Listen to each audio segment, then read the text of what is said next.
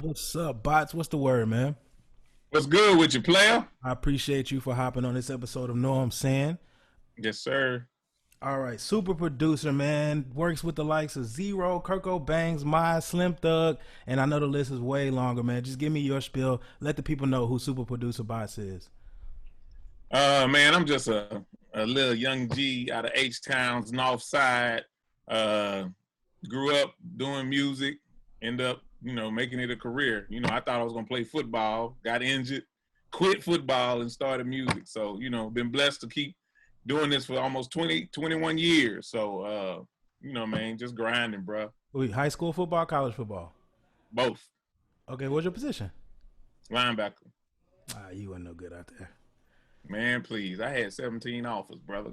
Okay. I think I just chose the wrong one. So What was your injury? I initially it was supposed to be a rotator cuff, so they thought it was a scope and it was gonna be like a laser 30-minute process, and then I went to have a surgery, and 3 hours later I woke up and I'm like, what happened? Well, when they reopened your shoulder, you had torn cartilage and broken bones and all this. I was like, okay, so now I got a 6-inch cut from here to here from where they had to cut me instead of the little old scope. So it's all good. Yeah. Okay. I didn't know we were gonna get into a little ESPN 30 for 30 on you, but Hey man. Hey, I played ball from third grade to almost the age of 20, so I played enough. okay, that'll work, bro. So what's your origin? What got you behind the boards, man? What got you where you at right now?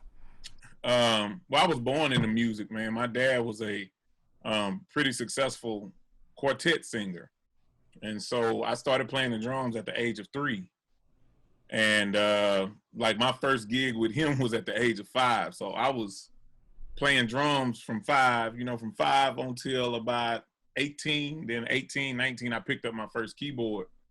And so that's how I got started. You know what I'm saying? I didn't even know about production, honestly, when I started just playing and tapping with the keyboard. It was at church. So, a lot of musicians come from that church realm. So I didn't know anything about studio and producing or nothing like that. I just wanted to make music and learn the keyboard at that time. Okay, so what was your first big placement then, or what you consider your first big placement? Well, my first placement, it's a crazy story. I was working at Guitar Center, and I had just went to training on this keyboard called the Korg Triton. And the next day, I was trying to, play around on it with the stuff I learned, in the training. And the rapper Scarface from Houston came in, and he came and was standing over me for a little bit. And he's like, how much you want for that track? I was like, what track? Like, what you mean? What track? I don't know what you're talking about. Because I'm green. Like I said, I was just a drummer, and I didn't know nothing about no production. And he was like, man, I'll give you $500 right now for that track. And so I'm like, well, I mean, I'll take the $500. I still don't know what the track is. So long story short, I ended up taking the keyboard to Scarface's house, and I didn't know anything. So we both struggled for like 3 hours to dump one simple beat into his computer. And that really got me started. That's what got me working with Rap A Lot, because he cut me the check, and I guess he got reimbursed by Rap A Lot. They wanted to know who this D.Bottz was, and so that led me to my next 2 placement with Zero, and so on and so on. Okay, so what's your personal favorite placement? Ooh, I've never been asked that. Um, Man, I probably got to say the one that was my biggest hit, which was "Going Crazy" by Natalie. Okay, I still hold the record in Houston for the #1 pop song on the radio. At I think it was 16 weeks, and it reached number 13 on Billboard. So talk your it's shit. my biggest hit to date. So you know what I'm saying. So I was able to. That's the record that changed my life. I ain't gonna lie. Like I was able to make some great money. I still make good money off of that every 3 months. So going crazy. Shout out Natalie. Shout out DJ T Gray. Shout out my boy Moshe. Already. So who and what inspired you? That's the crazy part, man. Like I said, I didn't really know about production growing up. I just wanted to be a dope drummer.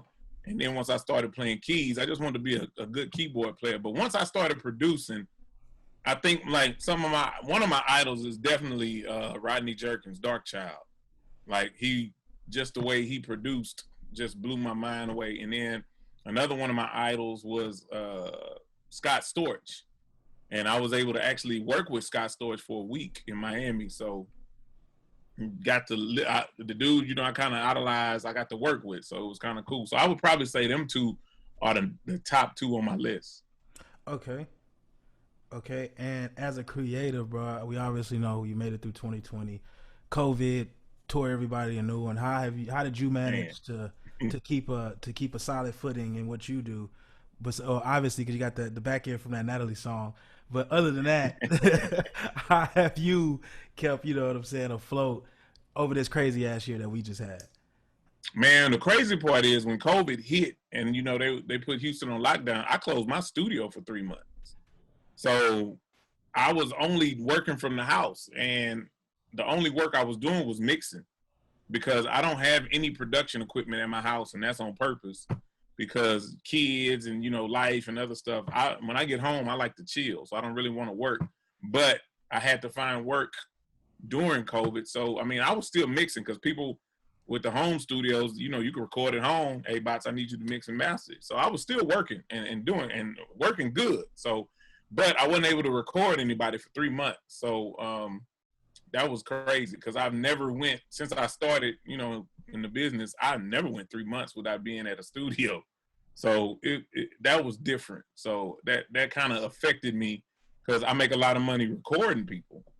People come and block 4 hours, block 6 hours. I got somebody in another room right now blocking 4 hours. You know what I'm saying? So that kind of cut a chunk of my money out, but not a lot. Like I said, I was still getting mix projects. Dudes were sending me like, hey, I need this EP mix, or somebody was like, I got a single, I need you to mix. So I was still working. Okay. And like I said, I know you just said you got people studio booked right now. Go ahead and tell me what that's all about. Tell the people what that is, man. Man, Bottz World Studios here on the north side. Been open, it'll be 7 years next month in February.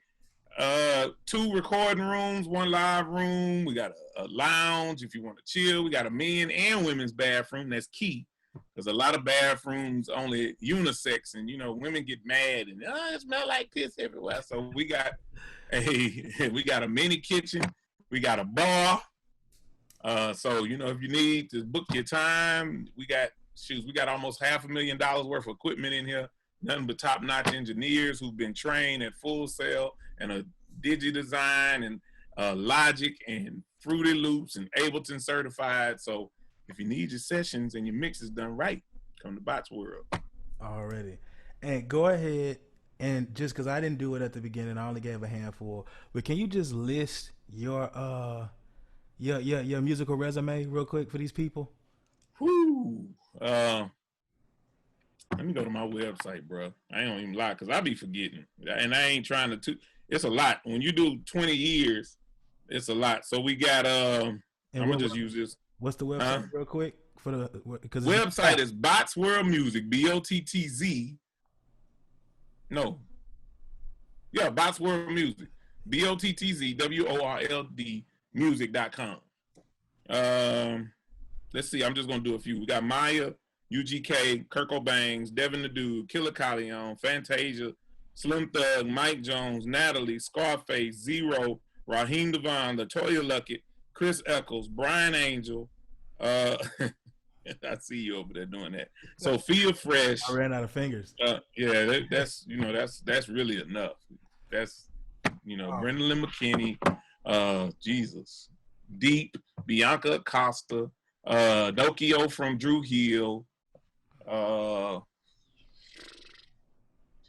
else? Shamara Major, who used to be signed to Def Jam. It's a lot. It's a lot, man. Fantasia, work with Fantasia. I can add a finger for that. Did a couple of sessions with UTP. I don't know if y'all remember UTP. Know Your Clap. Classic. Did some stuff for them. Billy Cook. It ain't nobody Houston I ain't did. Marcus Manchild, OTB Fast Lane.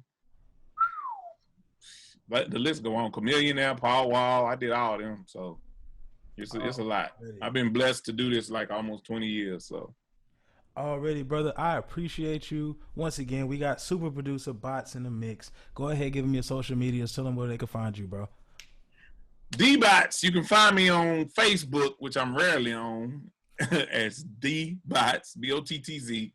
On Instagram, on Bottz World Studios. That's it, B-O-T-T-Z, W-O-R-L-D Studios, all one word. Same handle for Twitter.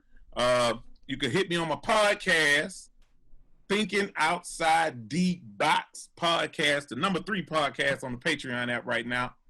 That's it. And I'm on Clubhouse too, you know.